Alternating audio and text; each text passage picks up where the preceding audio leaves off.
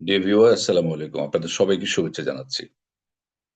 আমাদের প্রাত্যহিক ট্রেড অপারেশনের ক্ষেত্রে আমরা আহ, খুবই গুরুত্বপূর্ণ কিছু বিষয়কে আমরা ইগনোর করে যাই। বাট এই জিনিসটা সবার জানা উচিত বলে আমি মনে করি। প্রথম কথা হচ্ছে যে আমরা ব্যাংকে এলসি এবং গ্যারান্টি ইস্যু করি। এলসি এবং গ্যারান্টি, দেখেন, এলসি এবং গ্যারান্টির কিন্তু আন্ডারটেকিং বা গ্যারান্টর কিন্তু ব্যাংক, নট ইম্পোর্টার বা আপনার কোনো ইন্ডিভিজুয়াল বা কোনো অ্যাপ্লিকান্ট। ব্যাংক কিন্তু সেখানে গ্যারান্টি দিচ্ছে, অর্থাৎ ব্যাংক যে গ্যারান্টি বা আন্ডারটেকিং দিচ্ছে এলসি বা গ্যারান্টির ক্ষেত্রে, এটাকে বলা হচ্ছে ইন্ডিপেন্ডেন্ট আন্ডারটেকিং, অটোনোমাস আন্ডারটেকিং। অর্থাৎ এটা কোনোভাবেই এই আন্ডারলাইং ট্রানজাকশন, ইম্পোর্টারের টাকা আছে কি নাই, ইম্পোর্টারের ফাইন্যান্সিয়াল স্ট্রেংথ আছে কি নাই, এটা বিবেচ্য বিষয় নয়। ইম্পোর্টার অ্যাকাউন্টে টাকা আছে কিনা নাই, সেটা বিবেচ্য বিষয় না। ব্যাংক আন্ডারটেকিং দিচ্ছে, তো তুমি এই কন্ডিশন ফুলফিল করলে আমি তোমাকে পেমেন্টটা করব।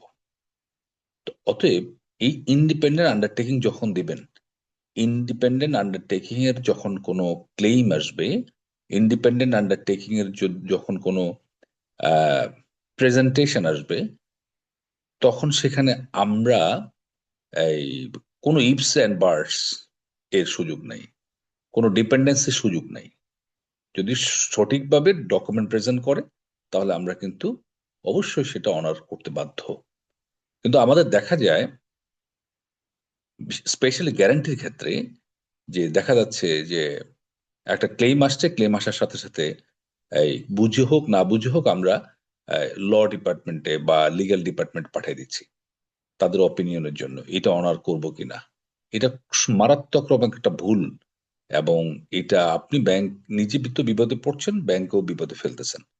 কেননা যেহেতু আমি জেনে বুঝেই কিন্তু ইন্ডিপেন্ডেন্ট আন্ডারটেকিং দিয়েছি, অতএব লিগ্যাল ওপিনিয়ন এটা সেটেল করব কিনা, ক্লেম সেটেল করব কিনা, অনার করব কিনা, এটার জন্য আমি প্রত্যেকটা কেসে আমি যখন লয়ারের কাছে যাব, লিগ্যাল ডিপার্টমেন্টে যাব, তাহলে জিনিসটা সম্পূর্ণ অনৈতিক, বেআইনি এবং ইন্ডিপেন্ডেন্ট আন্ডারটেকিং এর সাথে কনফ্লিক্টিং।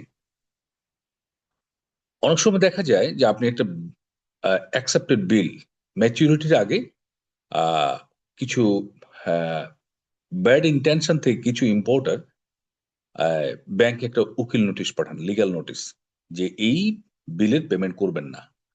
তো লিগ্যাল নোটিশটা আপনি পড়েন, পড়ে দেখবেন, দেখেন সেখানে লেখা আছে এটার জন্য একটা মামলা লজ করা আছে কোর্টে।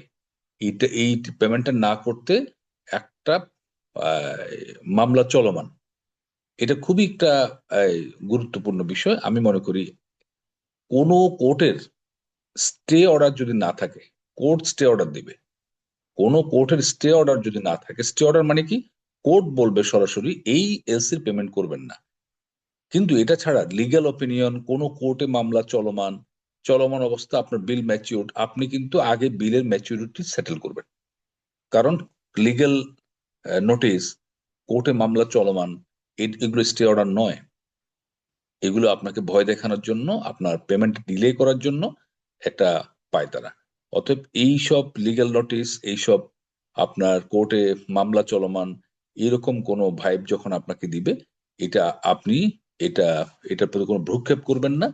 এই আপনি আপনার কাজ, আহ, আপনার কাজটা কি, অন ম্যাচুরিটিতে পেমেন্ট সেটেল করা। না হয় ফরেন এক্সচেঞ্জ রেগুলেশন অ্যাক্টের সাথে এটা কিন্তু কনফ্লিক্ট করছে। আপনি যদি টাইমলি ম্যাচিউর বিলের পেমেন্ট না করেন, তাহলে আপনি ব্রিজ করছেন ফরেন এক্সচেঞ্জ, দেশের ফরেন এক্সচেঞ্জ রেগুলেশন অ্যাক্ট। এবং সেই কারণে আপনার কিন্তু ইন্ডিভিজুয়াল অ্যাকাউন্টেবিলিটি থাকতে পারে, ইনস্টিটিউশনাল অ্যাকাউন্টেবিলিটি তো আছেই। কারণ আপনি দেশের বাইরে বাংলাদেশের রেপুটেশন নষ্ট করছেন, এবং এটার কিন্তু কনসিকুয়েন্স কিন্তু, মানিটারি কনসিকুয়েন্স কিন্তু অনেক বড়। অতএব ম্যাচিউরড বিল বা কোনো ইন্ডিপেন্ডেন্ট আন্ডারটেকিং এর এগেনস্টে ব্যাংকে যখন কোনো ক্লেম আসবে, এলসি হোক গ্যারান্টি হোক, সেই ক্ষেত্রে টাইমলি এই গ্যারান্টি বা এলসি পেমেন্ট সেটেল করা, এটা অবশ্যই অবশ্যই আপনার দায়িত্বের মধ্যে পড়ে এবং করতেই হবে, as per regulation, as per foreign exchange policy এবং ফরেন এক্সচেঞ্জ রেগুলেশন। অতএব এখানে কোনো লিগ্যাল নোটিশ, কোনো ধরনের কোর্টে মামলা চলমান, এটার সাথে এটার কোনো সম্পর্ক নাই। যদি না আপনি কোর্টের কোনো স্টে অর্ডার না পান, তাহলে আপনাকে অবশ্যই অবশ্যই এই বিলের পেমেন্টটা সেটেল করতে হবে। আমি খুবই একটা মানে প্র্যাকটিক্যাল এক্সাম্পল থেকে কথাটা আপনাদের শেয়ার করলাম। অতএব এই বিষয়টা মাথায় রেখে আমাদের প্রফেশনাল লাইফে আমরা এলসি এবং গ্যারান্টি সেটেল করবো। Thank you very much. আসসালামু আলাইকুম।